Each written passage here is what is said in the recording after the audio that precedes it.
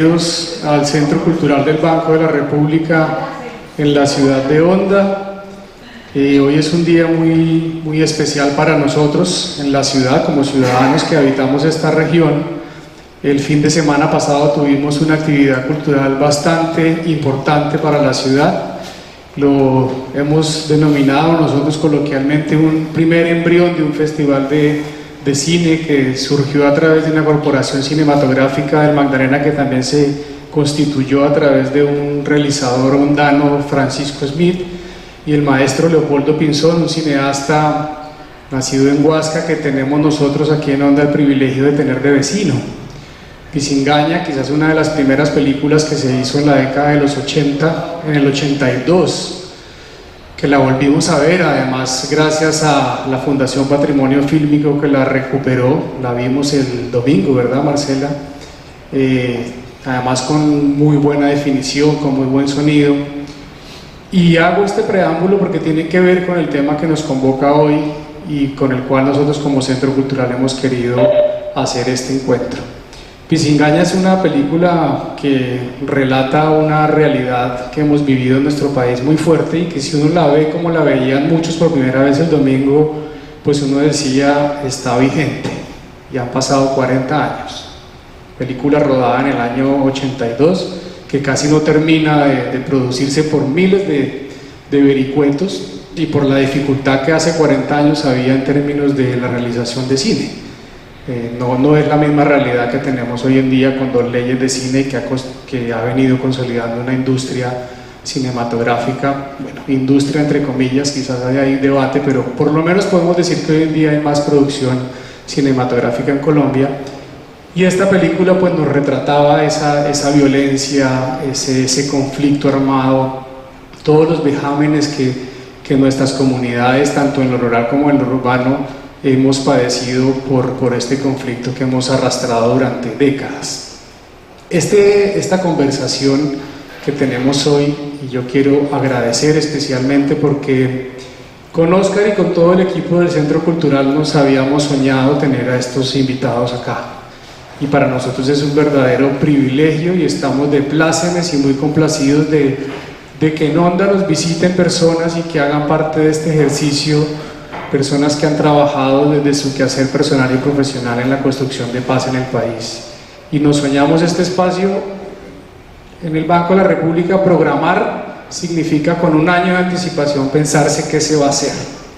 Entonces el año pasado nos pensábamos qué vamos a hacer en noviembre, que siempre tenemos el mes de noviembre en nuestras agendas para conmemorar las firmas del acuerdo de paz del Estado colombiano con el grupo de las FARC, y desde ahí nos hemos comprometido a que cada noviembre hacemos algún tipo de actividad, reflexión, debate, espacio para poder seguir trabajando y poniendo sobre la mesa esto que tanto nos urge y que tanto nos compromete a todos acá. Entonces, esta conversación hace parte del proyecto que el Banco de la República viene liderando desde la Sugerencia Cultural, que se llama La Paz se toma la palabra.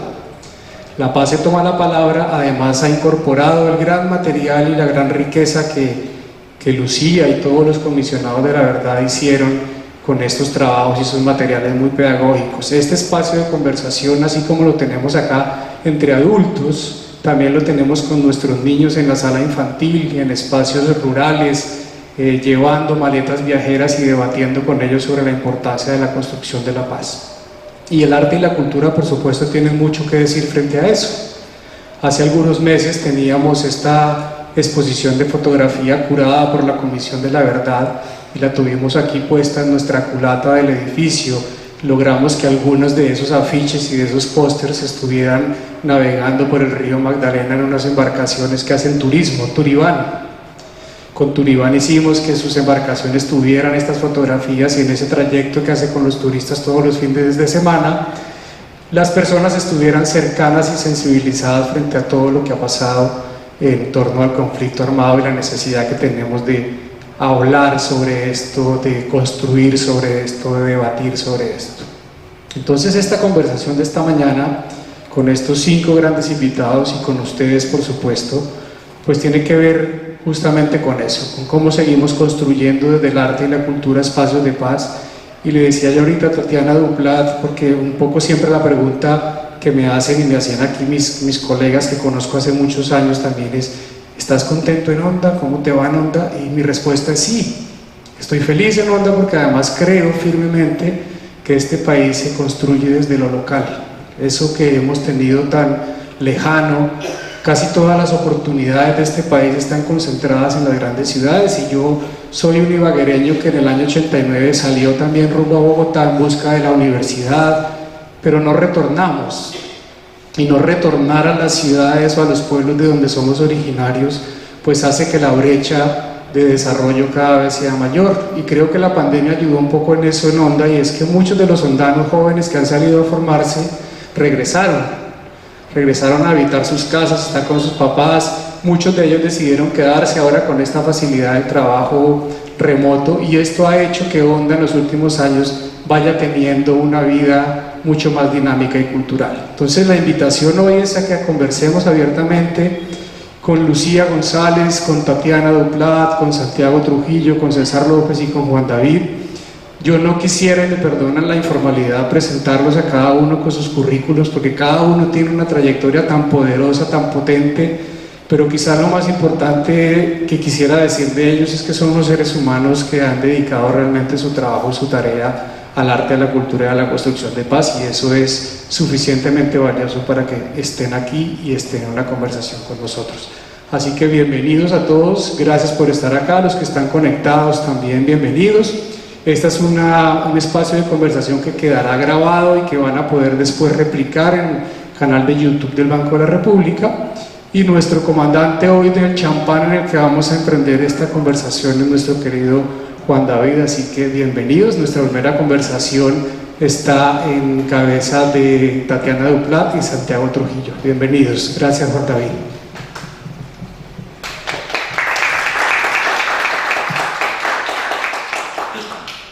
Bueno, lo primero es agradecer, por supuesto, a Ángel la invitación. Ya es la segunda invitación que me hace, y el Banco de la República de Honda. Creo que, como lo dice Ángel, la clave está en entender las dinámicas regionales y territoriales. El informe de la Comisión le dice, tiene que haber una paz territorial para que podamos entender que este país tiene de alguna manera unas complejidades que desde Bogotá muchas veces ni siquiera se advierten. Yo tengo que ver con este lugar. Hace 37 años, hace un par de días, el domingo 13 de noviembre, hace 37 años, el pueblo de Armero, a unos 100 kilómetros de aquí, desapareció, y ahí desaparecieron mis abuelos. Murieron en 1985, y creo que el país no ha hecho un acto lo suficientemente fuerte de memoria para entender lo ocurrido ahí y en tantas otras tragedias que hemos padecido. Y digo esto con cierta intención porque creo que el tema de hoy, digamos, que nos propone Ángel, el banco, tiene que ver con esa idea de pensarse la memoria, de pensar para qué sirve la memoria, de pensar para qué sirve la cultura, de pensar qué es la cultura. Muchas veces creemos que la cultura son las expresiones artísticas, y por supuesto que tiene que ver con eso, pero la cultura es una cosa que nos hace humanos, que nos constituye como seres humanos. Y creo que cambiar ciertos comportamientos culturales va a ser definitivo para que podamos construir una paz, que es el tema, insisto, del encuentro. A Tatiana Duplat, historiadora, música, le doy las gracias por estar aquí, y ahora editora y escritora, quien acaba más de publicar un libro precioso del que de pronto hablaremos ahora en un rato, y a Santiago Trujillo, comunicador social, músico, un gestor cultural reconocido nacionalmente, amigo. También le doy las gracias pues por aceptar la invitación. Yo quiero darle la palabra a Santiago, que de alguna manera preparó una pequeña reflexión que quizás sirva como abrebocas de la conversación que vamos a tener a continuación. Muchas gracias, David, Tatiana. Bueno, no sé si lo preparé, pero tal vez me sirvió la tormenta de anoche para despertarme y sentir que tenía que escribir algo, y que estaba un poco basado en la conversación que tuvimos en la van de camino a Bogotá, que fue una conversación muy interesante que abrió muchas preguntas, pero también a una conversación que precedió esta en el Paraninfo de la Universidad de Antioquia, en donde me preguntaban también por la cultura y la paz, y fue justo el jueves o el viernes de la semana pasada, y cuando estaba, digamos, construyendo como mi argumento, me di cuenta que estaba profundamente pesimista, y luego me cuestioné profundamente esa actitud, porque de alguna manera siento que son tiempos en medio de la crisis para construir el optimismo, pero ¿qué clase de optimismo, qué relato de optimismo es posible construir hoy? Entonces quise como hacer unas notas para la conversación de hoy que terminaron convirtiéndose en un párrafo que quiero compartir con ustedes. En un momento en que tantas cosas están en crisis, la búsqueda exigente del optimismo requiere una enorme e inspiradora fuerza social. Una fuerza social que pueda construir democracia deliberativa desde el disenso y gerenciar con sentido humano las grandes transformaciones desde los consensos que necesitamos tramitar. ¿Cómo administramos el disenso para evitar la tentación autoritaria o la estigmatización del que piensa distinto? Es hoy tan importante como cómo gestionamos los consensos para mantenerlos vivos y vigentes en la agenda del cambio. La paz es el más grande de los consensos por el que debemos y podemos trabajar colectivamente en esta sociedad, no me cabe la menor duda que es así. La paz no es solo algo a lo que se llega algún día, la paz es lo que se construye todos los días. Esa actitud de construcción cotidiana de la paz en nuestro entorno social, en la comunidad, en la familia extendida, en nuestros barrios, territorios, sectores sociales y productivos, es donde la acción artística, la política cultural tiene su sentido más nítido. Si la paz es el mayor consenso al que podemos aspirar, ¿cómo hacerla posible en medio de tantos disensos, de tantas polarizaciones? Aunque las respuestas son múltiples y difíciles de agotar, un primer paso, al menos en lo que comunicamos, podría consistir en darle una nueva oportunidad al optimismo. En la economía es frecuente escuchar a los expertos referirse al optimismo como la señal de confianza que los inversionistas necesitan para arriesgar e invertir en el país. En cultura, promover una cruzada por el optimismo, generar las condiciones para recuperar la autoestima colectiva frente a lo que somos y queremos ser, sería enviar la señal de confianza que necesitamos para emprender el cambio que tanto predicamos. Es tiempo de reivindicar el derecho a la conversación dialéctica como mecanismo de entendimiento, a que la resistencia, además de edificar monumentos a viejos y nuevos heroísmos políticos, pueda transformarse en la trascendencia para gestionar las reformas sociales que necesitamos y que para que sean viables, además de ser actos legislativos, necesitan también ser consensos culturales. En otras palabras, explorar con la fuerza de la creatividad cuál es la diversidad que nos une y nos potencia, sin militar tanto en la diversidad que nos fragmenta y nos particulariza. ¿Podemos ser profundamente distintos y diversos en un proyecto de unidad? Claro que sí. Uno de tantos caminos para lograr este propósito es formarnos como sujetos culturales en la práctica cotidiana de las artes, en la conversación cotidiana de nuestra historia, en el encuentro cotidiano de nuestras identidades diversas, para que nuestros niños y jóvenes puedan narrar a través del arte que los habita un nuevo relato de futuro para este país. Necesitamos una formación artística que en el colegio, en el barrio, reconozca, potencie y rescate las expresiones más íntimas de nuestra cultura, de sus músicas, sus danzas, sus imágenes y dramaturgias. Igual que las grandes artes canónicas europeas, están también nuestras grandes artes populares regionales y ancestrales. Minimizar este debate en una apuesta nacional por la formación en artes sería un error.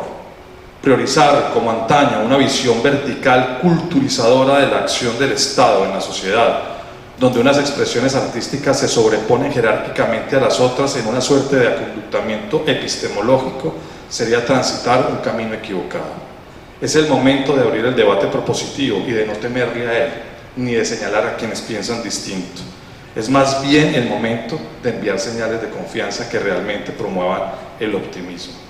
Escribí esto ayer en medio de la tormenta porque cuando estábamos conversando sobre esta relación entre cultura y paz, obviamente siempre llegamos tarde que temprano al asunto de la formación artística y a la visión que esa formación artística pueda tener en la construcción de ciudadanías de paz en Colombia.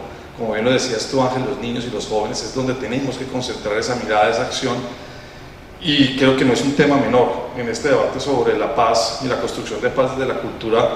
¿Cómo vamos a implementar ese proyecto ambicioso de la formación artística en el colegio y en el barrio? Creo que hoy tenemos, al menos por lo que vislumbramos en el debate nacional, una necesidad de conversar sobre el tema, porque creo que no tenemos las señales de confianza que todos esperábamos en este sentido.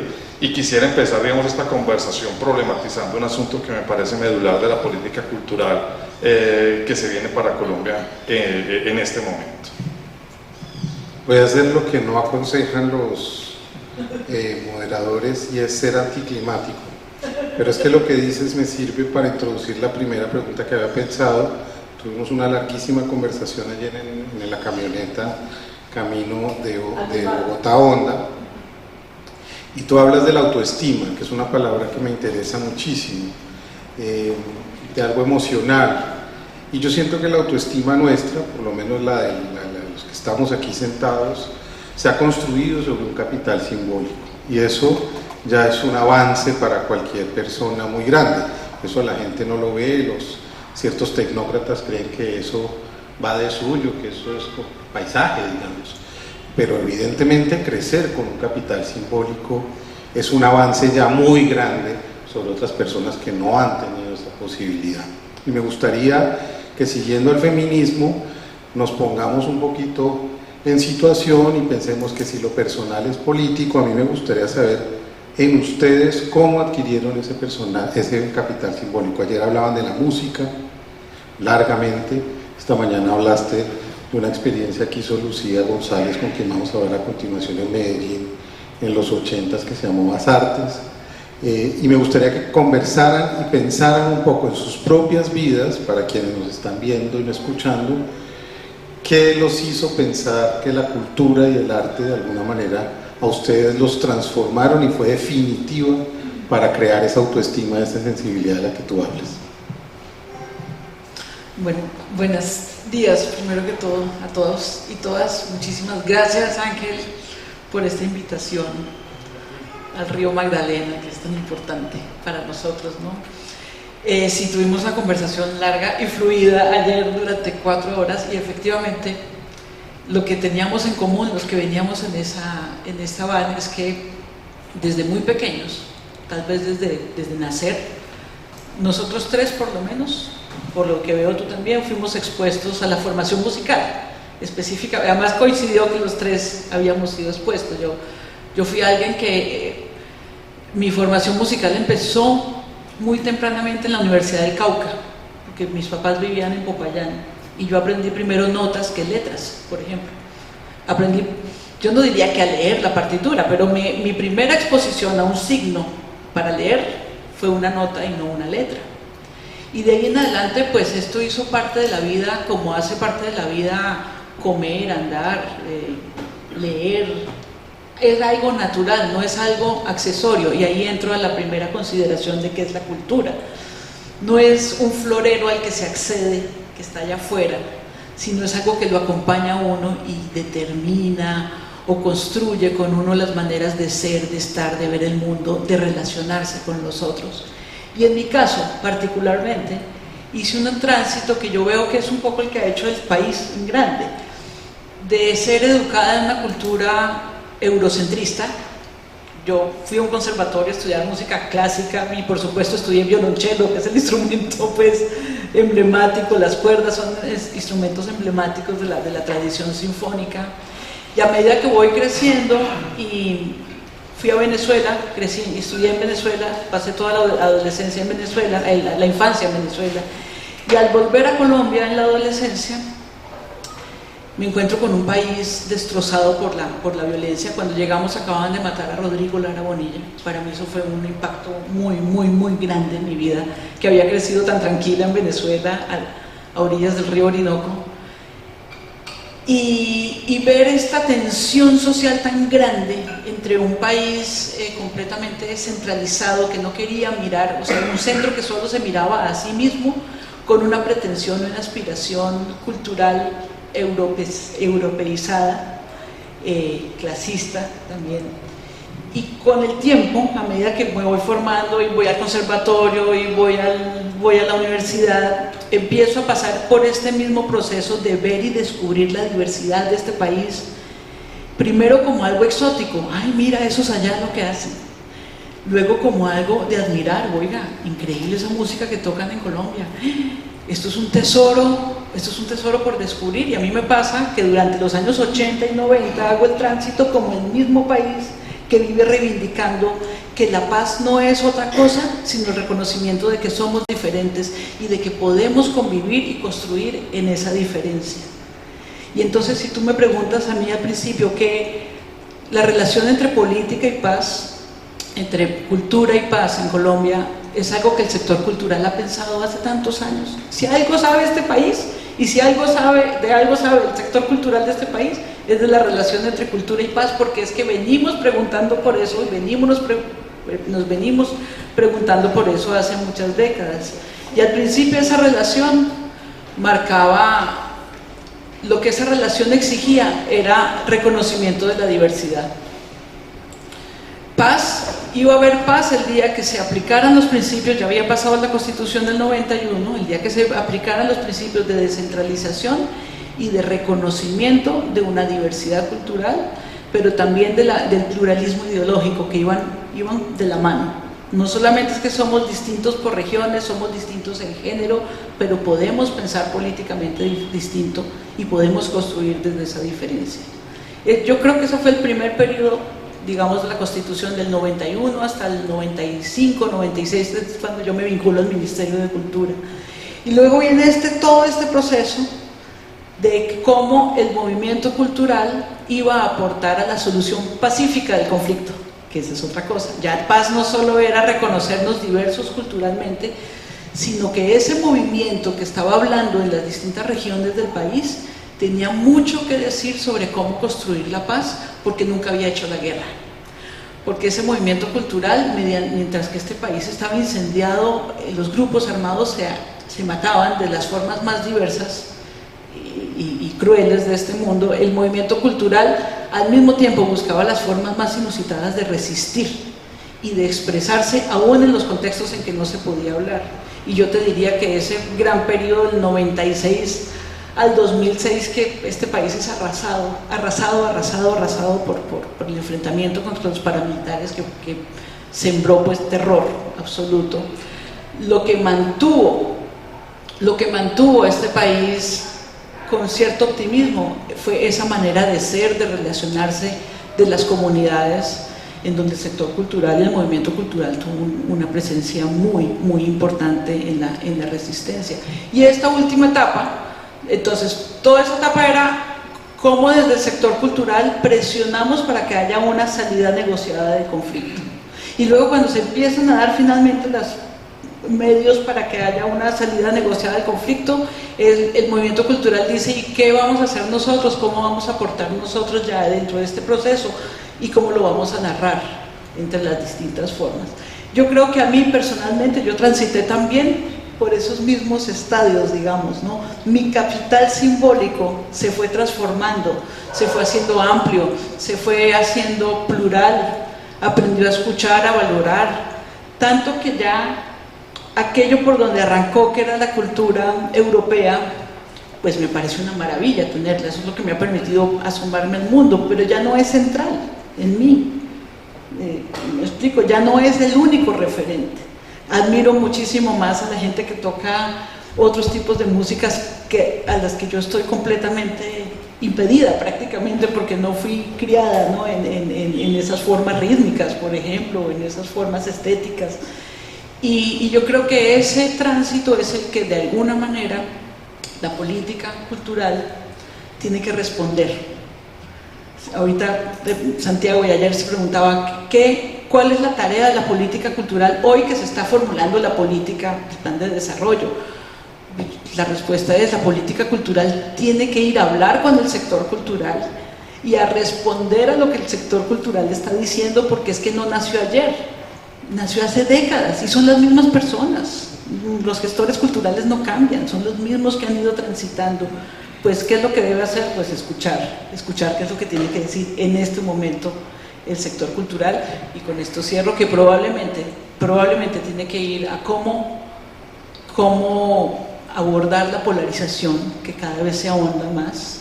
La idea era reconocernos distintos para convivir, no para separarnos tantos, ¿no? Entonces creo que sí es fundamental eso en la agenda de la política cultural.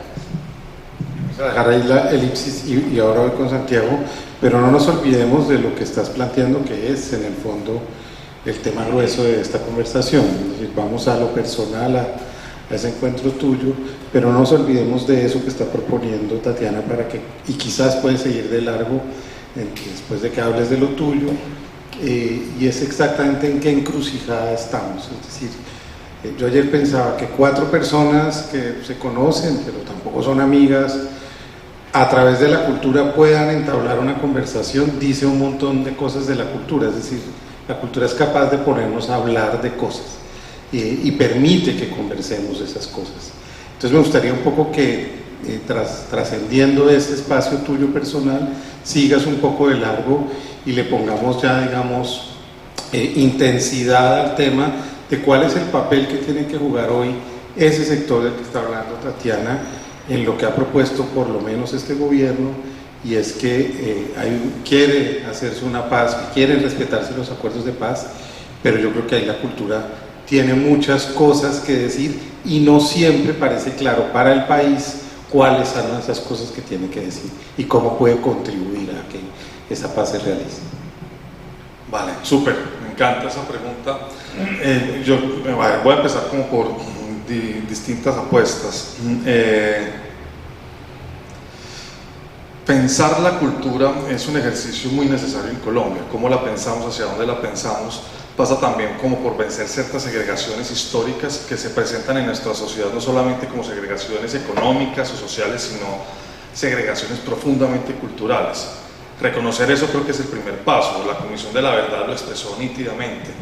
O sea, aquí hay una segregación cultural que pasa, por ejemplo, por una sociedad patriarcal machista que ha excluido ciertas maneras o visiones del liderazgo femenino y de las mujeres, que ha afectado estructuralmente la cultura colombiana.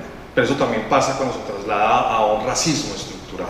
Colombia vive todavía en pleno siglo XXI unas estructuras de pensamiento que han normalizado por vía positiva o negativa una exclusión que también se presenta ante la sociedad como un racismo que tiene una entraña cultural, profundamente cultural.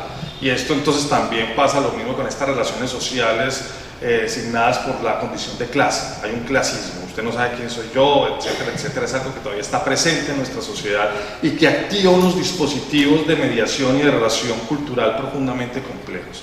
Vencer esa segregación es fundamental, pero ¿cómo se vence esa segregación?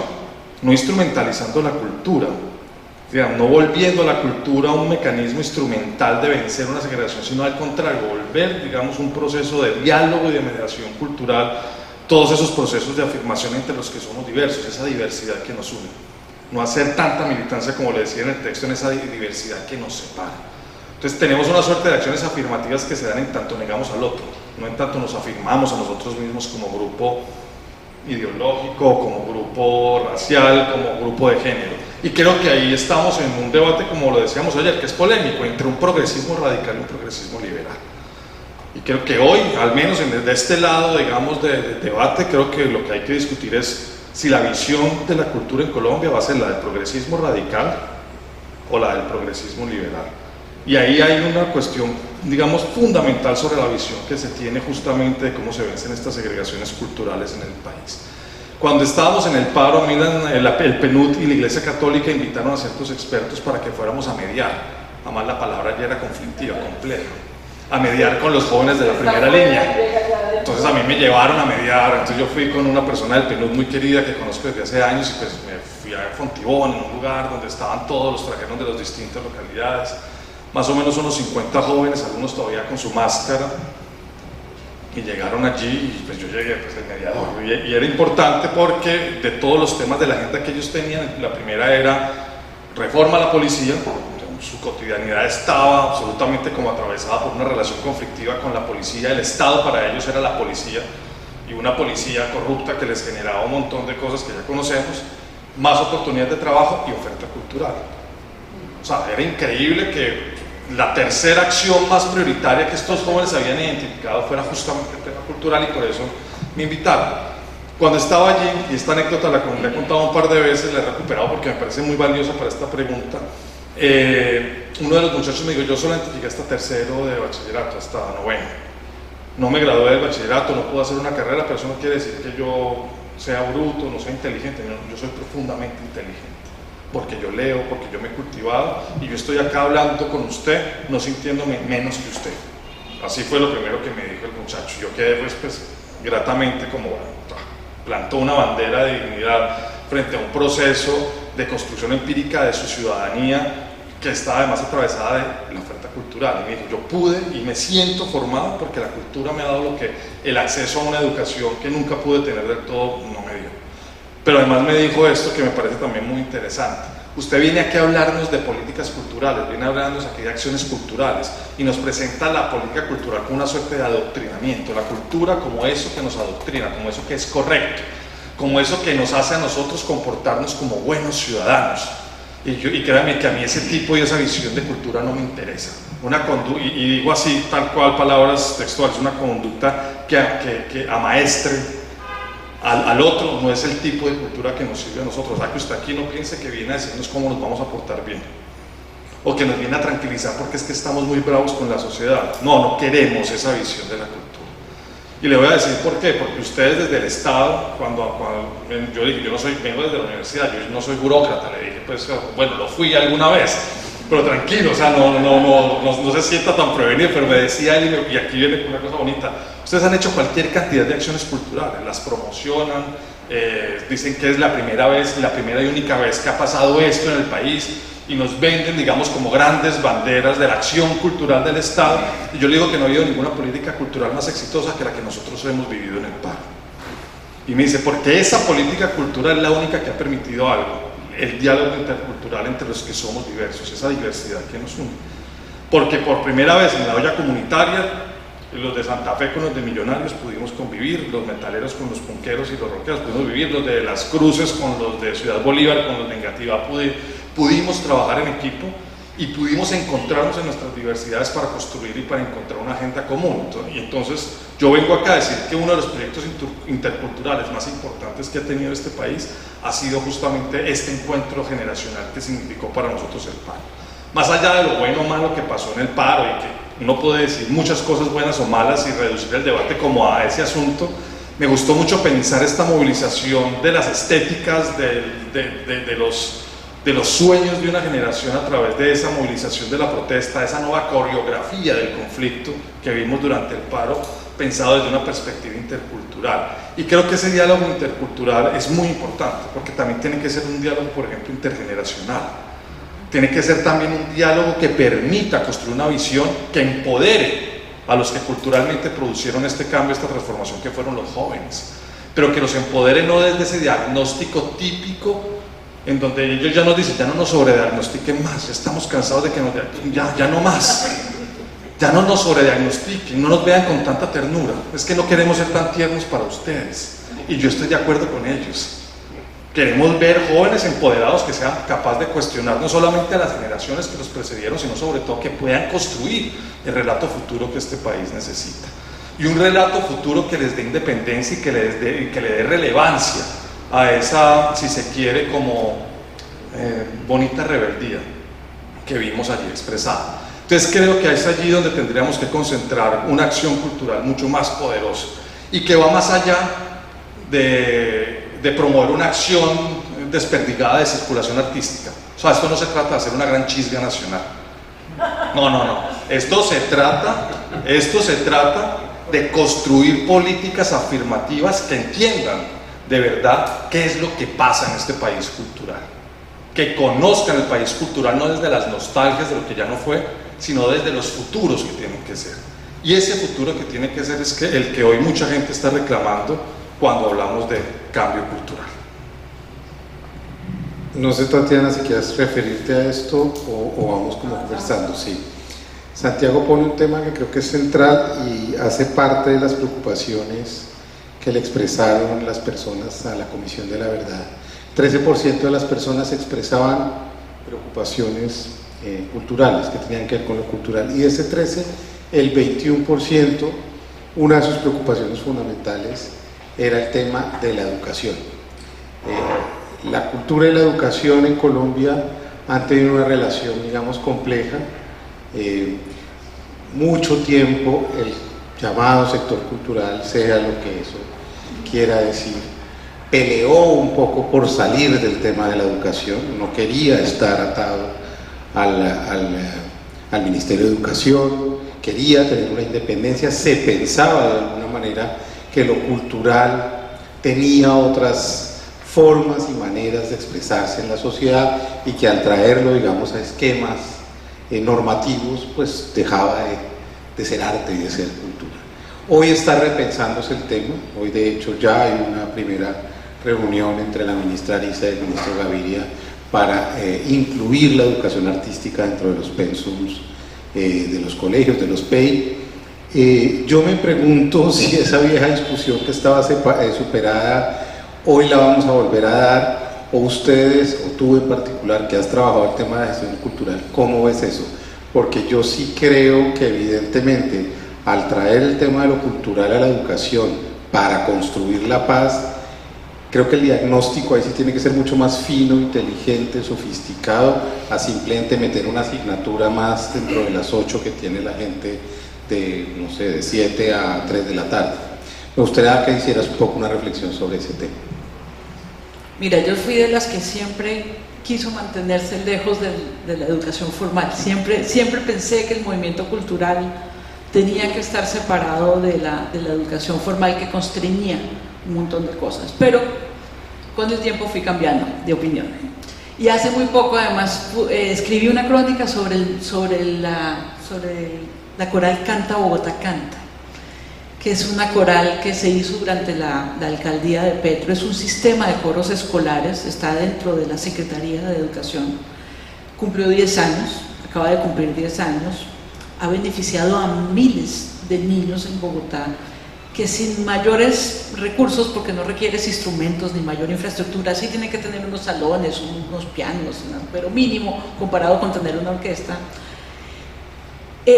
Miles de niños han accedido a formación calidad de altísima calidad, dirigido por la maestra María Teresa Guillén Becerra, que además es pues una persona que lleva muchísimos años, digamos, muchísima experiencia, muchísimo conocimiento. Yo decía, increíble, estuve con ellos mucho tiempo, estuve en muchas sesiones, en muchos ensayos, vi cómo los muchachos que habían sido formados por entero en esta disciplina, o sea, ellos iban al colegio y como parte de sus clases hacían parte del proyecto de formación coral y además sacaban tiempo extra. Lo que ha ocurrido a la vuelta en los 10 años es que muchos de ellos hoy estudian música, son estudiantes universitarios de música, otros estudiaron otras profesiones y siguen reuniéndose y ensayan, ahora tienen una coral de exalumnos. Y yo les preguntaba a ellos qué beneficios, qué les había dejado a ellos Canta Bogotá Canta, y me decían, nos dejó todo. Nos dejó una manera de ver y estar en el mundo, pero lo mejor de todo es que fue realmente de acceso universal. Mira que yo lo he comparado con otras formas de expresión y de formación cultural. Estuve muy cercana al Plan Nacional de Bandas, al Plan de Música para la Convivencia, pues a Batuta, acabo de escribir pues el libro de los 30 años de Batuta. Todas esas son experiencias de formación masiva, a muy bajo costo, la gran mayoría de las veces gratuitas para las personas, pero son siempre, al estar en el sector cultural, son experiencias muy débiles en su sostenibilidad. Siempre están mirando cómo hacer para sobrevivir, porque en algún momento llega alguien que no quiere continuar el programa y lo acaba, y todo el proceso se va a acabar. En cambio, yo veo y comparo con esta experiencia de la Secretaría de Educación, que también sufre a veces por sobrevivir, que siempre que uno le pregunta a la maestra, está en veremos, pero la diferencia es que esto fue para todo el mundo. No hay que tener un talento especial, no hay que tener No hay un filtro, digamos, que seleccione a las personas. Todos los niños del colegio que participan en el programa pueden acceder a formación coral. Cada maestro va a escoger un plan distinto para el tipo de niño, porque hay unos niños con más habilidades, pues ellos reciben una formación para ese tipo de habilidades, y hay otros niños que no tienen mayor habilidad especial, pero tienen el derecho a acceder a la formación musical, a saber de qué se trata una partitura, cuál es el sentido rítmico de una canción, de qué se trata hacer música. Y ellos decían, este es el gran valor de que el programa esté en el colegio, que todos accedemos, buenos y malos, talentosos y no talentosos. La música y la formación artística es un derecho de todas las personas, no solamente de quienes tienen el talento. Entonces yo creo que hoy, y no es la misma Tatiana de hace 5 años, pero hoy celebro esa reunión entre la ministra Patricia y Alejandro Gaviria, porque yo creo que detrás de eso, además, yo puedo imaginar que está el exsecretario de Educación, Óscar Sánchez,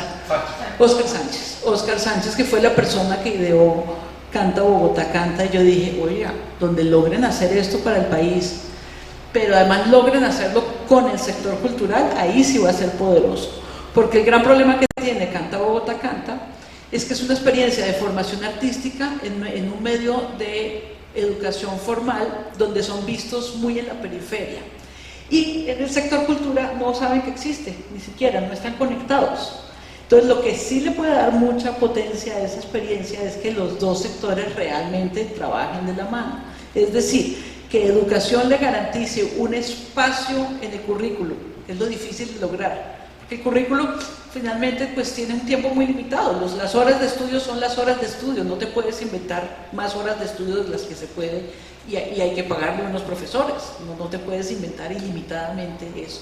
Entonces, si el sector de educación garantiza esa estabilidad, un espacio en el currículo, una mínima sostenibilidad económica, que el sector cultura ahí sí ponga toda su experiencia en educación no formal, todos sus maestros, que ahora es enorme, de verdad. Tú hablabas del optimismo, yo sí soy optimista, soy súper optimista porque soy historiadora. Si uno conoce la historia va a ser optimista. Para un historiador 50 años es el mínimo lapso de tiempo de análisis, de 50 en adelante es que analizamos nosotros. Entonces si yo cojo esta fotografía, que ya son 70 años por lo menos, es 50, 60, sí, esto del plebiscito fue hace 70 y pico de años. Si usted toma ese momento, la foto de ese momento, y toma la foto hoy, pues claramente estamos mejor. Claramente hemos superado muchas de nuestras diferencias ideológicas, muchas de nuestras diferencias del centralismo, de la exclusión. El colonialismo, la exclusión y el racismo estructural está presente, pero te juro que mucho menos que en esta época. Porque hoy lo hablamos, hoy somos conscientes, hoy estamos diciéndolo aquí. Entonces, sí soy optimista en el sentido de que veo que hay un conocimiento acumulado del sector cultural muy grande, que unido al sector de educación puede ser muy potente. Si no se queda solo en la forma, digamos, si logra ir a la esencia de para qué hacemos formación artística.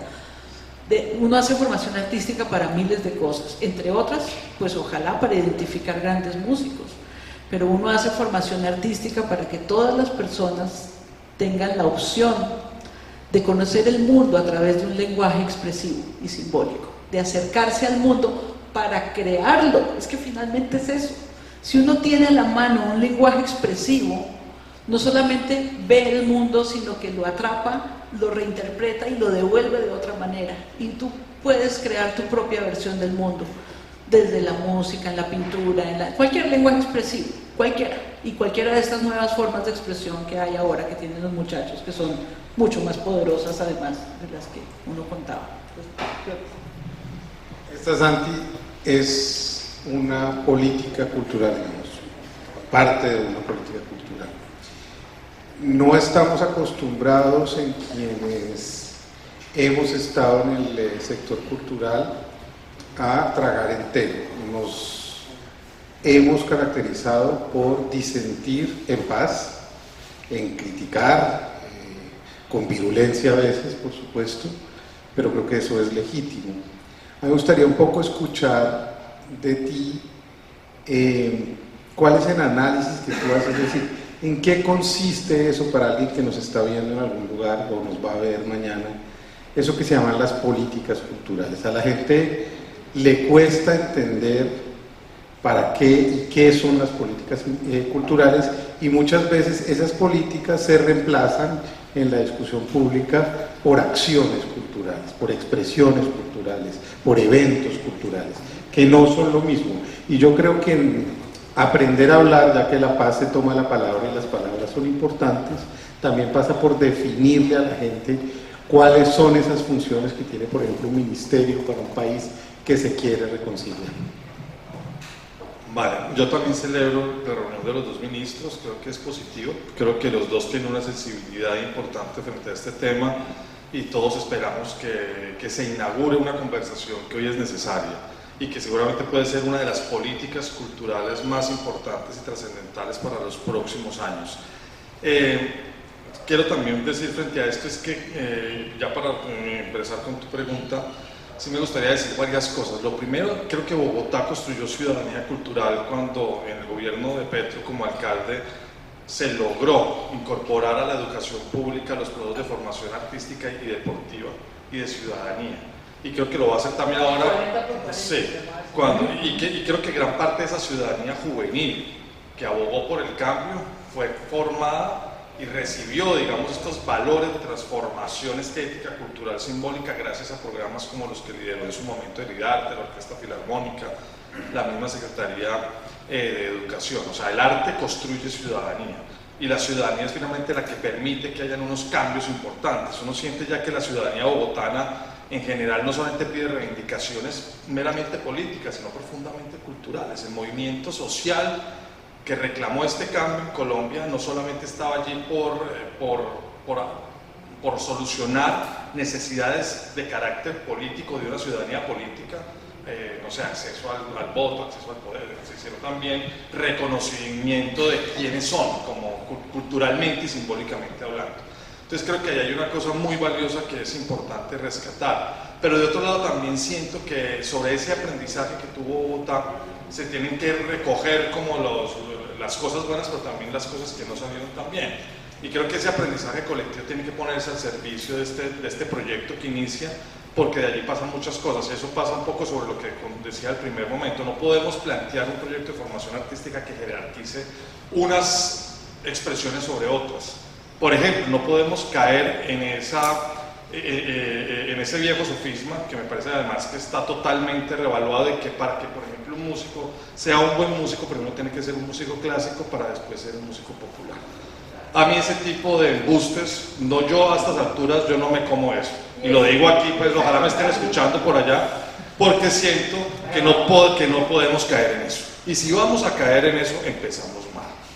Y si les molesta que alguien diga eso, también empezamos mal, porque yo recuerdo que es muy importante, y me lo enseñó la maestra Patricia Ariza, mentora, a quien le agradezco tantas cosas, y que siempre fue una voz disidente, una voz bellamente y poéticamente, inspiradoramente disidente, que ahora permita también esa disidencia y poder abrir de manera amplia, democrática, debates como estos, porque creo que sí es necesario. Creo que el país cultural está, al menos en el tema de formación artística, reclamando, por ejemplo, cuál es la visión frente a las músicas populares.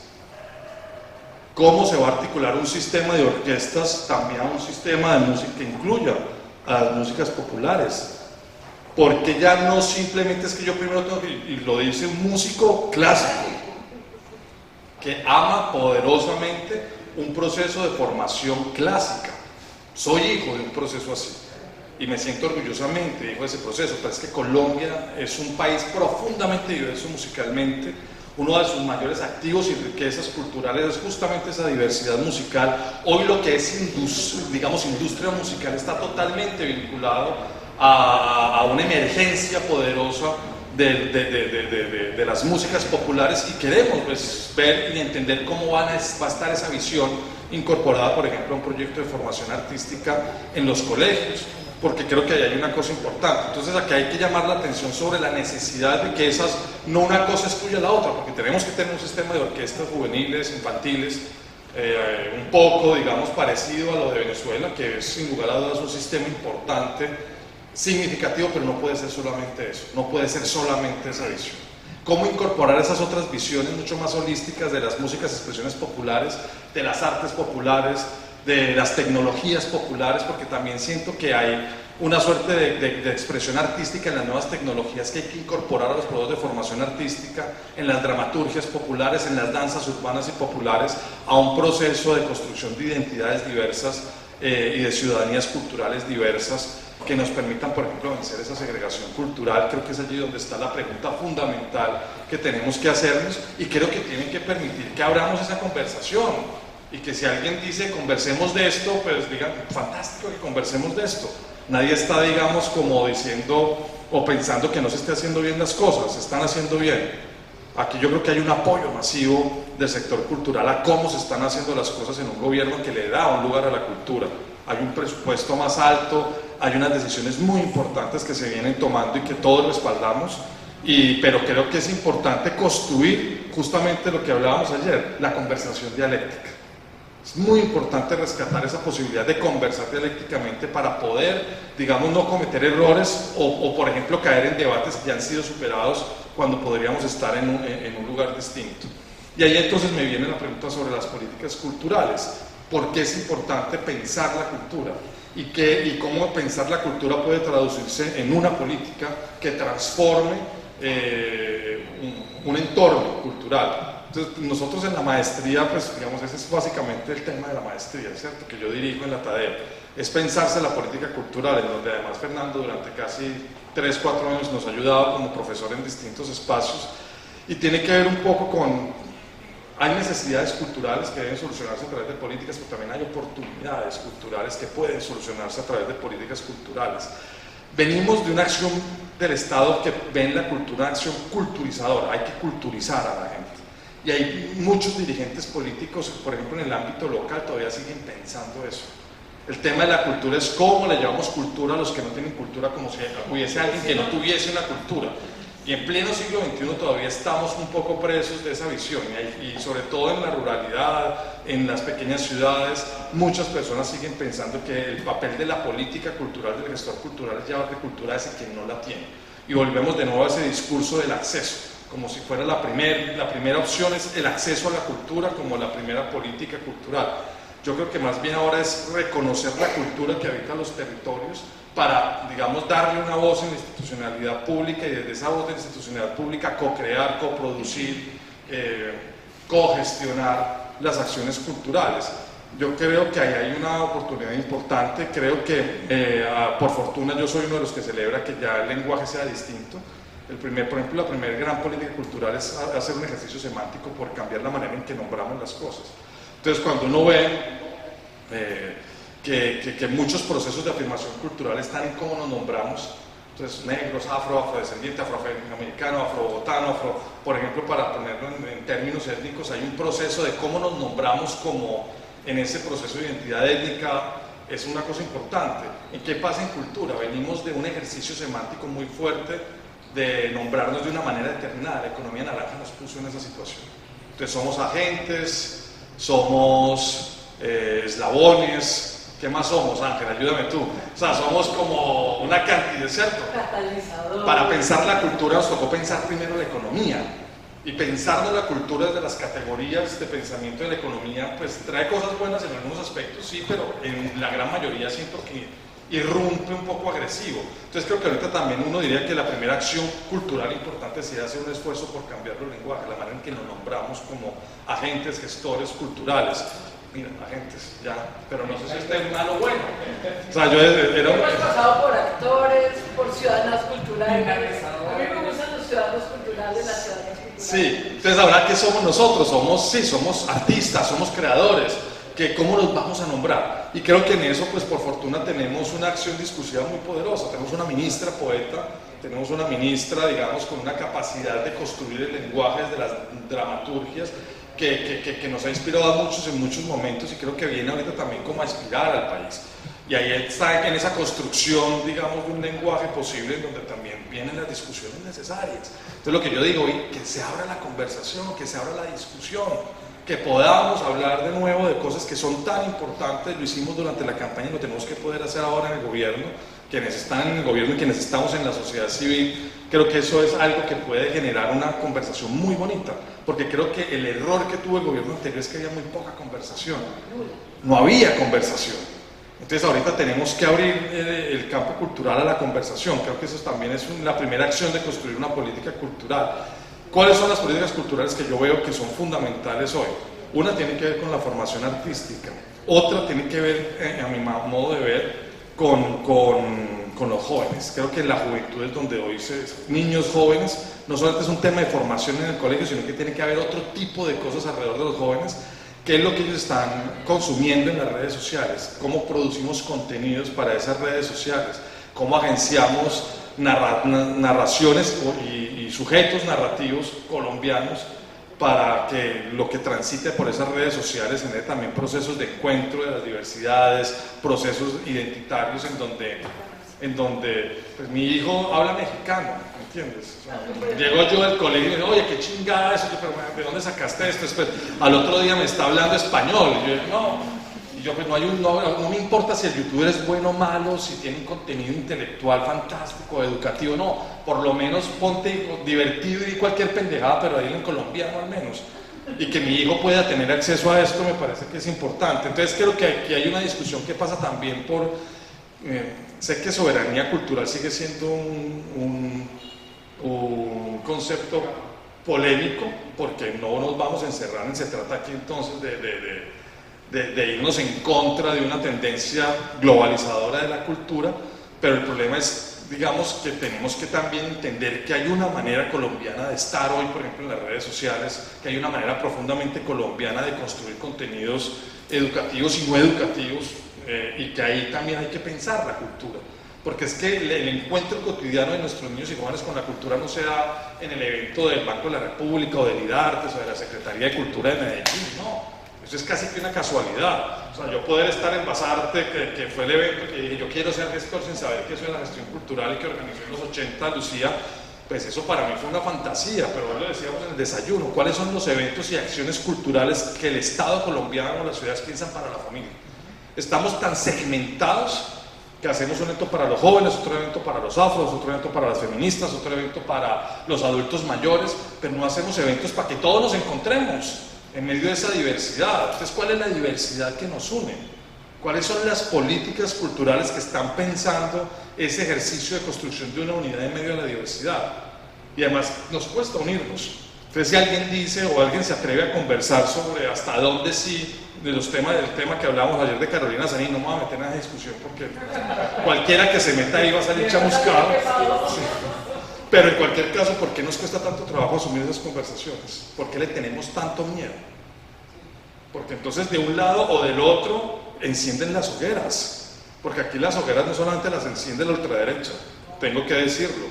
Aquí también se encienden hogueras del otro lado. Entonces hay que tener cuidado con eso. Y creo que ahí es, en la búsqueda de ese equilibrio, en donde podemos encontrar justamente las políticas culturales. Creo que esa cruzada por el optimismo pasa por encontrar el equilibrio. En un país tan complejo, buscar esos equilibrios mágicos, esas mediaciones afortunadas, es también lo que yo creo que es el rol del gestor cultural, que es un tema que le gusta tanto a Fernando. ¿Cuál es el rol del gestor cultural en una coyuntura como esta? Es mediar, es componer, es atraer esas diversidades para construir colectivamente agendas comunes, es abrir el diálogo. Sí, es performatizar la participación, pero no pensar que el evento es donde empieza y termina la participación. No, el evento es donde inicia y confluye un proceso que tiene que ser mucho más largo, y creo que allí estamos haciendo cosas buenas, pero que siempre se pueden hacer mejor. Yo particularmente apoyo mucho lo que está pasando, celebro que ya no estemos hablando de economía naranja, pero eso no quiere decir entonces que ya nunca más vamos a hablar de economías de la cultura. No, es un tema que también debe ocupar las políticas culturales. Celebro, por ejemplo, que estemos hablando de lo regional, de la perspectiva, como tú, que además que me encanta el ejemplo que tú como gestor, Ángel, les has dado a muchos gestores del país, venir a construir y hacer acción cultural desde el territorio. Creo que eso lo está esperando el país, un ministerio que ya no solamente regule, que ya no solamente acompañe, sino un ministerio que emprenda acciones decididas en los territorios. Y para eso hay que tener una visión que permita entender, por ejemplo, funcionalmente cómo se llega al territorio. ¿Cierto? No es como dame una comisión, voy un día a hablar con el alcalde o el secretario de Cultura de turno, cómo gestionamos entre municipio y ministerio los 3 millones de pesos que hay para la lectura. Eso no puede seguir siendo así.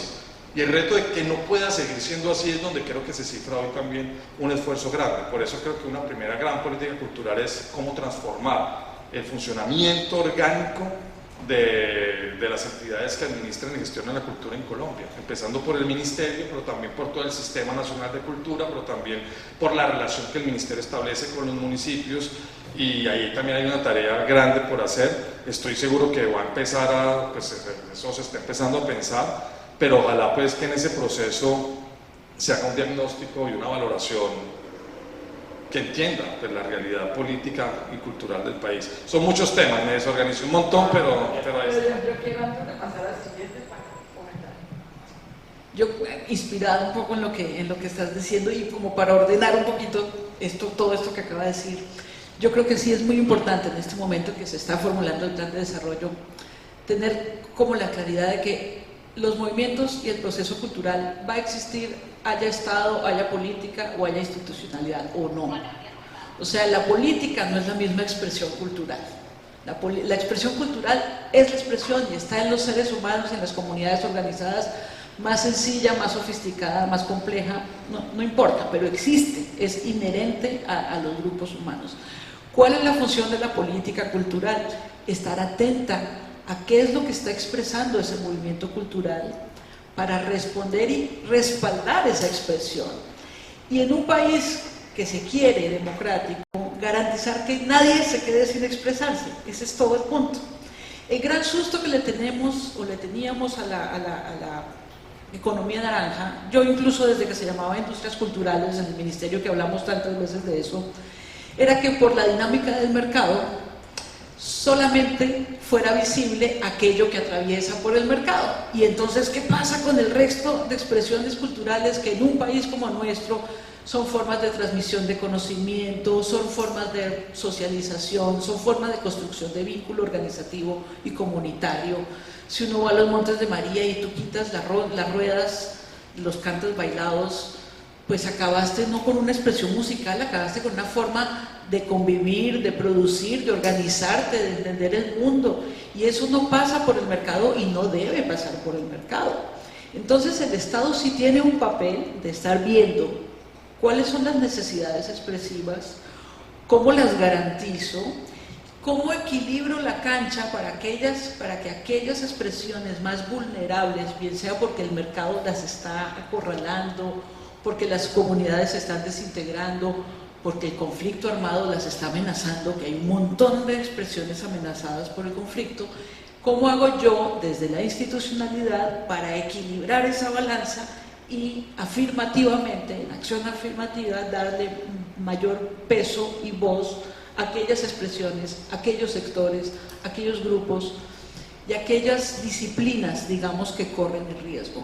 Porque si se lo dejamos todo al mercado, pues nos vamos a quedar con una cultura muy plana. No está mal tampoco la que pasa por el mercado, pero es solo una, y reducir esta grandiosidad de diversidad que tenemos nosotros, biológica, geográfica, cultural, a una, pues es perder mucho en la vida.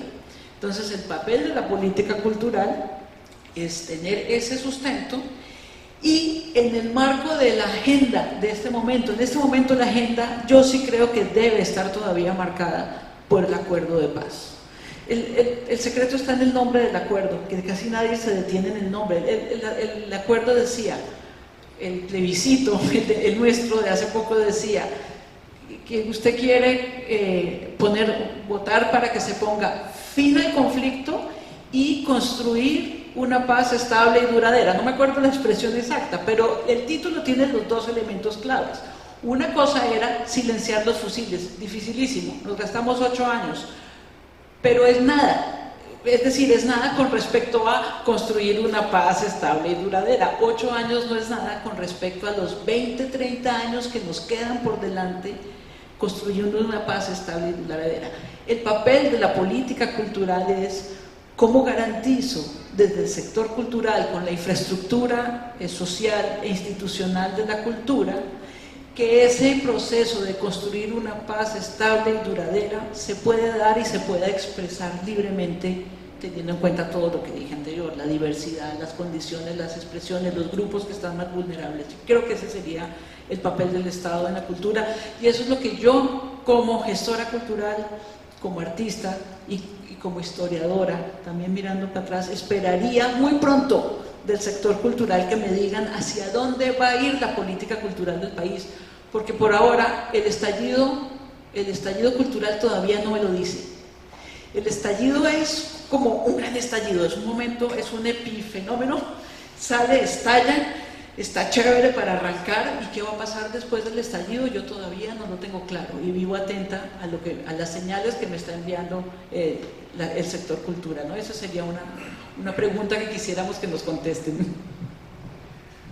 Lucía decía esta mañana el desayuno, y tú lo acabas de decir, es un poco una pregunta que me ronda siempre que llega un nuevo gobierno, cualquiera que este sea, y es, nos fijamos mucho en los fracasos, es decir, no paramos de hablar de la economía naranja como la gran posibilidad para hablar de la cultura en Colombia, que fracasó por completo, por supuesto, como fracasó básicamente todo el gobierno anterior, pero hablamos muy poco de lo que hemos conseguido. Y me parece que uno de los dramas de la cultura en Colombia, y me gustaría oírles una reflexión a los dos sobre eso, es que no ha construido con intención y con ambición una verdadera memoria institucional colombiana. Es decir, aquí quien llega a un cargo cultural cree en el 90% de los casos, creo yo, que hay que inventarlo todo. Y no se fija en que aquí hay una historia cultural que nos recorre buena parte de la mitad del siglo XX, digamos, por poner una fecha, tú que eres historiadora seguramente me puedes corregir, y no prestamos atención a esas experiencias institucionales. Es decir, así como en la próxima conversación vamos a hablar de territorios que han visitado César y Lucía, de la memoria de la gente, de la memoria de las expresiones que está ahí, pienso en Gloria Triana recorriendo este país, sacando esa memoria, me parece que no hay memoria institucional, es decir, las políticas culturales, las expresiones que se han hecho a través de esas políticas quedan para unos pocos que sabemos lo que se ha hecho, el programa 40x40, las emisoras comunitarias de hace 25 años, el Plan Nacional de Lectura y Bibliotecas de hace 20, en fin, lo que ustedes quieran, pero eso se conversa entre una gente que sabe, pero el país no tiene acceso a esa memoria institucional, no sabe qué es lo que se ha construido, no solo desde el Ministerio de Cultura, desde Colcultura y desde antes, cuando el Ministerio de Educación gestionaba el tema cultural en Colombia. Me gustaría oírles una reflexión en ese sentido, y si quieres hacemos algo ahí. Yo creo que una buena herramienta para pensar ese problema nos la da aquel primer plan decenal de cultura, el del 2000-2010, que dividía la acción cultural en 3 campos de política. Una era de memoria, que hoy en ese momento la memoria estaba muy centrada en el museo, la biblioteca, el archivo, que está bien, soy defensora del museo, la biblioteca y el archivo, pero hoy hay que incluirle el patrimonio inmaterial, obviamente. Las bibliotecas vivas, de las que estamos aquí, que es una cosa divina que se está haciendo en el mundo entero, traen personas que saben de algún tema y los sientan en una biblioteca y vienen los niños de la comunidad y le preguntan cosas, y es la forma de construir. Entonces el campo de memoria, incluyendo el patrimonio inmaterial, y el campo de creación, y el campo de diálogo cultural. Creo que en este afán de reconocer y de reivindicar nuestras propias posturas, se nos está olvidando mirar a las de los otros, y estamos ahondando la brecha, la diversidad que nos separa. La diversidad que nos separa. Veo una brecha generacional tan grande, tan radical. Veo a los jóvenes tan radicalizados, no queriendo escuchar nada de lo que tienen que decir los abuelos, que creo que vamos a perder el hilo conductor. No solo institucional, sino social. La convivencia, a veces las casas no se puede almorzar tranquilo y no hablen de política porque si no se pelean, no digan sus opiniones sobre el género porque si no se pelean, no digan sus opiniones sobre el racismo porque entonces se van a pelear, entonces las familias no pueden hablar porque se pelean, ¿no? Entonces sí creo que hay una necesidad de recuperar el campo de la memoria operativa, diría yo, de la memoria funcional. Necesitamos conocer el pasado para poder mantener el hilo conductor, para poder continuar el proceso, pero también para parar aquello que no queremos continuar. Pero hay que reconocer que es lo que no queremos continuar, ¿no? Institucionalmente, yo creo que los que no tienen memoria son las instituciones nacionales, del orden nacional, de verdad. Claro, pero lo que digo son las personas de las instituciones del orden nacional, porque en el orden local y departamental, como decía antes, los gestores son los mismos y desde hace muchos años. Aquí, en este caso, pues Ángel llegó hace poquito, pero tú vas a cualquier municipio y el director de la Casa de la Cultura, el secretario de Cultura o el encargado de la Oficina de la Cultura ha sido parte del movimiento hace 20, 30 años. Ellos tienen la memoria. Lo que pasa es que es una memoria que no está siendo convocada por el orden nacional, yo creo, o no está siendo reconocida, y volver a inventarse el agua tibia cada vez es muy ofensivo para los gestores que llevan años y años trabajando. Por eso yo le preguntaba ayer a Santiago por qué va a pasar con el nuevo plan de Senal. ¿Va a haber un nuevo plan? ¿No va a haber? Me decía, no sé porque pues igual el gobierno pasado se gastó 4 años formulando un plan, pero igual el nuevo gobierno llega con una promesa y con un pacto, digamos, con un sector, pero pues complicado, porque usted se gastó un montón de tiempo preguntándole a la gente, y la gente está esperando qué va a pasar con lo que me preguntaron, que es otra manera de tejer ese hilo y ese vínculo, el hilo narrativo que digo yo de las políticas culturales. Ahí hay una cosa muy grande por resolver, y nuevamente una gran expectativa de todo un sector que fue preguntado y que ahora necesita saber qué pasó con lo que me preguntaron, hacia dónde va. Bueno, frente a esta memoria institucional, yo te diría, en nivel territorial las deficiencias son enormes, porque no es que no haya memoria institucional, es que no hay institución en un gran porcentaje de los municipios de este país. Cuando nosotros analizamos las cifras del sistema de información cultural del país, nos damos cuenta que el 69% de municipios tenían subsumida su Secretaría de Cultura o su Oficina de Cultura en otra secretaría o en el despacho del alcalde. O sea, los municipios que hoy tienen institutos de cultura o que tienen una Secretaría de Cultura exclusivamente dedicada al tema de cultura son muy pocos en Colombia. La gran mayoría está incorporado a otras agendas o traslapado con educación, con turismo, con deporte, en donde inclusive es muy difícil rastrear los presupuestos y es muy difícil rastrear las verdaderas acciones, programas, líneas de base que existen en materia cultural. Segundo, en Colombia, por ejemplo, hay 7.456 ferias, fiestas, festivales, carnavales. De esos 7.400 y pico, el Programa Nacional de Concertación solamente atiende el 6%, o se sienten convocadas por el Programa Nacional de Concertación el 6%. Y de ese 6% que se presenta, solamente el programa tiene capacidad para atender el 45, el 46% de los proyectos que llegan. Luego, por ejemplo, el fomento estatal a las expresiones locales culturales, a la política festiva de la nación en un país multicultural, diverso, etcétera, es casi del 3.8%. O sea, la incidencia de esa relación entre el gobierno nacional y los territorios es mínima. Muy bien. Eso fue un hurra. Los bibliotecarios. La gran mayoría no son bibliotecarios, la gran mayoría de las personas que gestionan los centros bibliotecarios en los municipios son el amigo, la esposa, el familiar, el primo, el concejal amigo del alcalde. O sea, eso no puede ser. Un gran porcentaje de los secretarios de cultura de este país no han sido formados en ningún área humanista o cercana a la cultura. Llegan por intermediaciones o mediaciones politiqueras de absolutamente nada. Entonces, lo primero creo que debería que hacer un esfuerzo legislativo del orden nacional para formalizar, cualificar y empoderar la institucionalidad cultural en el país. hay mecanismos, digamos, que pueden ver, por ejemplo, cómo se nombran a los bibliotecarios en este país. O sea, eso se puede regular.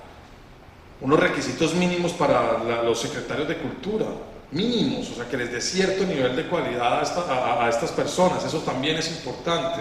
Pero también desde el ámbito territorial es necesario que muchos municipios que superen los 60.000, 70.000 habitantes, que estén al menos en las categorías, en las 1, 2, 3, 4 categorías, pues puedan tener una institucionalidad cultural mucho más estable, mucho más competente y mucho más relevante. Incorporar, ya lo hemos dicho siempre, se volvió como una vaina, un llamado de cartilla, como la cultura dentro de la agenda del desarrollo municipal. Decirlo es muy fácil, pero implementarlo en una acción cultural siempre es difícil. Entonces, ¿cómo? O sea, ahorita mismo en los ejes del Plan de Desarrollo Nacional la gente reclama la ausencia de la cultura. Entonces, ¿dónde está la cultura aquí? Otra vez esa pregunta vuelve a aparecer en el escenario. Está, por supuesto, pero hay que buscarla bastante. Entonces, lo que yo siento es que, al menos en el nivel territorial, hay un enorme problema. Es que es difícil construir memoria institucional cuando no hay institución. Hay que todavía fortalecer mucho más como la arquitectura institucional a nivel territorial. La relación entre los, por ejemplo, departamentos y municipios es calamitosa. O sea, también en ese mismo análisis que hicimos, la encuesta está ahí. Por ejemplo, en regiones como el Caribe colombiano, los municipios que reciben dinero del departamento, casi el 76% no recibe dinero del departamento. Casi todo el dinero de cultura de los departamentos se concentra en la capital del departamento y en la segunda y con suerte la tercera ciudad. El resto de municipios no reciben. Y cuando hicimos la evaluación de, listo, no les dan plata, pero por lo menos den soporte técnico, la cifra llegaba casi al 60% de que no recibían soporte técnico. O sea, es que ni siquiera para dar soporte técnico, para acompañar procesos, está la institucionalidad cultural. Es que tampoco hay en el departamento la capacidad. Exacto, entonces ¿por qué? Porque no hay institucionalidad, porque la institucionalidad ni siquiera para dar soporte técnico. O sea, no solamente no dan plata, sino que no dan soporte técnico porque no les alcanza. Y eso entonces ya lo mandamos al orden nacional. Yo diría que el proyecto del Ministerio de Cultura fue un proyecto que nació en los 90s, en donde por un lado teníamos una emergencia democrática gracias a la Constitución del 91 que nos reconocía como multicultural, me gusta más pero multicultural, diverso, había una ampliación democrática y en medio de esa ampliación democrática teníamos unas reformas neoliberales que reducían derechos económicos. Entonces muchos derechos políticos pero pocos derechos económicos. Y en esa reducción de déficit fiscal, de que el Estado era muy costoso, de que había que construir menos Estado para administrar la sociedad, se creó el Ministerio de Cultura. Y se creó con la filosofía de que el Ministerio de Cultura debía regular. Usted regula, usted acompaña, usted formule políticas que los otros las ejecutan. Entonces el Ministerio, todavía en el Empalme, me gustó mucho, estuve en el Empalme, una bella novela que disfruté muchísimo, porque entonces había funcionarios que decían, no, es que eso no nos corresponde a nosotros. Entonces decían, nosotros tenemos escuelas de música en todo el país. Yo bueno, digo, ¿usted, el ministerio? No, nosotros, no es el ministerio, dejen de decir mentiras. O sea, no es el ministerio el que tiene las 1107 escuelas de música. Ustedes a lo sumo dotan cada 5 años 100 de esas casas de música, de escuelas. No, eso no es el ministerio. Y además, ¿cuál es el estado real de esas escuelas de música? ¿Cómo funcionan? Y son las que funcionan.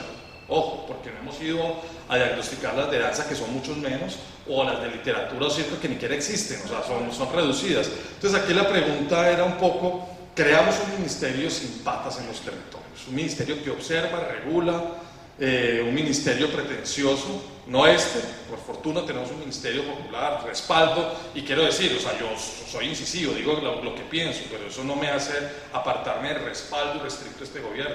Adoro este gobierno, trabajé por este gobierno, me encanta el cambio, celebro que haya gente nueva en esas instancias, pero eso no me impide decir lo que pienso y poder dar las objeciones que me parecen oportunas. Valga esa aclaración para que nadie se sienta, digamos, interpelado por mis palabras de manera, pues, como no correcta. Hay que decir que es un ministerio que no tiene una acción real en los territorios. Entonces, cuando tú dices una memoria institucional, es una memoria institucional de todas las políticas culturales que hemos formulado pero no hemos podido ejecutar. Entonces, uno ve el compendio de 2010 que sacó Paula Marcela, una buena ministra de Cultura, hace uno y que relató y que hizo un prólogo fantástico, Germán Rey, recomiendo mucho, y Bravo, Elena Bravo, fantástica, Marta Elena Bravo, fantástica, me encanta ese relato, prólogo fantástico, y uno ve todas las políticas, Entonces uno decía, bueno, memoria institucional, le das esa vaina. Pero el problema no es el número de políticas que hemos redactado, el número de políticas que no hemos podido implementar, que no hemos podido ejecutar. Entonces la pregunta es, ¿en qué está eso? ¿Cuáles son las políticas que hemos podido sacar adelante? ¿Qué incidencia han tenido esas políticas en los territorios? Uno de los mayores dolores de la economía naranja es que eso nunca le llegó a la gente no sabía eso para qué era. Finalmente nos dimos cuenta, los CINA, un mecanismo fantástico que genera más o menos 8.000 trabajos, sí, los genera en Bogotá, un poquito en Medellín, un poquito en Cali. Son 4 empresas las que se han beneficiado de eso básicamente. Entonces el problema no es que si el mecanismo sirve o no sirve, no, es como se democratiza el mecanismo para que sea funcional para más empresas. Y volvemos con el tema de Cocrea, que me dice usted ahorita por qué no pensamos en la paz, por qué están pensando en Cocrea. Yo me digo, es que una cosa no impide lo otro, pero no podemos desvalorar un mecanismo por la manera incorrecta en que se ejecutó. Sí, que le entregaran 9.000 millones a un músico del Pacífico a dedo de dinero de Ecopetrol, pues es totalmente cuestionable, y seguramente es cuestionable que hoy no lo estemos cuestionando públicamente. Pero en cualquier caso, más allá de eso, el mecanismo, si fue funcional para el cine, le ha permitido crecer al cine, ¿por qué no lo puede ser para las otras artes? ¿Por qué no podemos, por ejemplo, como una acción de política cultural general, equidad normativa en el sector? Uno de los grandes problemas que tiene el sector cultural es que no hay equidad normativa. Tenemos unas normas para el cine, pero olvidamos las otras, tenemos unas normas para el patrimonio, pero entonces las otras no existen. Y cuando las leyes existen, ¿qué pasa? Que necesariamente tú tienes que agenciar digamos una distribución presupuestal que privilegie a los sectores que tienen instrumentos normativos más avanzados en detrimento de quienes no lo tienen. Entonces por eso la danza, que siempre es un presupuesto de este tamaño, por eso la literatura es una unidad de gestión totalmente dividida. Entonces tenemos el libro por un lado, la gestión de la literatura por el otro, como la gestión bibliográfica nacional por el otro, y esas agendas están traslapadas sin recursos. Entonces uno se da cuenta que hay que hacer un esfuerzo por construir equidad normativa, y que esa equidad normativa genere un mapa institucional en donde construir memoria pueda ser posible. Entonces creo que ahí hay un reto gigante. Creo que en este caso, para nuestra ministra, pues el reto no solamente es construir sobre lo construido, sino construir sobre lo destruido, y de allí sacar adelante una agenda que le permita como la cultura del país poder salir adelante y poder seguir dando estos debates que son sin lugar a dudas muy necesarios y pertinentes. Pues aquí nos podemos quedar toda la mañana hablando de esto, que creo que son temas centrales en tanto se ha entendido en Colombia, insisto, en que solo lo cultural es la expresión y del lado de la burocracia solo es la burocracia, y no hemos entendido. Creo que hay que tratar de poner a hablar esos dos mundos, no en el sentido de que el ministerio no haya ido, por supuesto, a los territorios, ni mucho menos, pero creo que hoy entendemos, cuando ha llegado una promesa de cambio, que si no entendemos las formas para llevar a cabo ese cambio, los cambios son muy difíciles. Los cambios no se hacen solamente de alguna manera, no, y con la aventura de querer cambiar. Los cambios, en todo peregrinaje hay una planeación, hay una aventura ante lo desconocido, pero teniendo unas posibilidades y unos horizontes a los donde uno quiere ir. Y creo que sin esos horizontes, pues va a ser complejo que esos cambios se realicen. Estamos en un país absolutamente fragmentado, con unas complejidades enormes, con unos retos de los que ya nos van a hablar Lucía y César a continuación, pero creo que hay que empezar también a conversar sobre el Estado, sobre cómo el Estado está construido, sobre cómo hay gente que ha pensado esto y sabe las rutas para llegar a esos horizontes. Si seguimos pensando solamente desde el deseo de que lo simbólico nos va a transformar y no sabemos cómo organizar eso simbólico en una sociedad y en un esquema institucional, que es lo que tenemos y lo que hemos definido, va a ser muy posible que fracasemos de alguna manera en esos cambios que se están proponiendo. Yo soy optimista, por supuesto, estoy del mismo lado en el sentido de que creo que hay que apoyar la aventura que se está emprendiendo en este momento, pero creo que las aventuras triunfan en tanto haya disensos y conversaciones. Si eso no existe en el barco y solo hay una vía unívoca, creo que el fracaso lo puedo firmar absolutamente ya, sin temor a equivocarme, sea rojo, verde, amarillo, azul o el que sea el que esté conduciendo ese barco. A los dos les doy las gracias. Creo que tienen mucho que aportar, no dejen de hablar, se trata de eso, de que construyamos hablando y por supuesto, otra vez gracias a Ángel y al banco por acogernos.